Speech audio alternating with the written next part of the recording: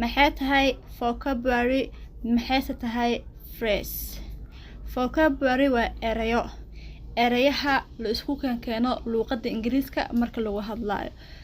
ingiriiska dhanba wuxuu ku saabsan yahay vocabulary. haddoo vocabulary jirin, it means ingiriis dhan ma jiro. erayahaas ayaa loo isticmaalaa ingiriiska soo badan oo la isku keeno ayaa ingiriiska luqadda la isku dhisaa. waxa la dhisayana waxaa la dhahaa phrase al dhahaa. phrase maxaa waaye? phrase waxaa waaye erayo xiran, waa isku xiran. waxaa tusaale ahaan idin siinayaa make a decision. meeshaas waxaa ku jiro laba vocabulary.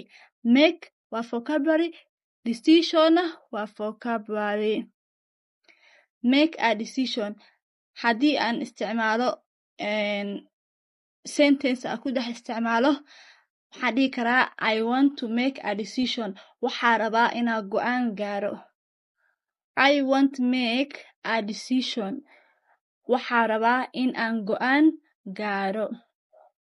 waxaa kaloo ka mid ah have an opportunity. have waa vocabulary, opportunity-na waa vocabulary. haddii aan sentence u isticmaalo, waxaan dhihi karaa you have the opportunity today to learn English. waxaad maanta haysataa fursad aad ku baran karto ingiriiska. you have an opportunity to learn English today.